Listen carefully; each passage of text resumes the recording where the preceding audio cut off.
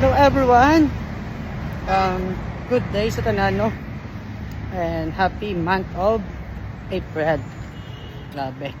Kadasig lang sa binulan. And this is the time na makuha ko na dapat ko kahon. Mga almost 1 month ko ginaginaw. Kabalaan nyo guys kung ano guys. Okay. Sa do exam.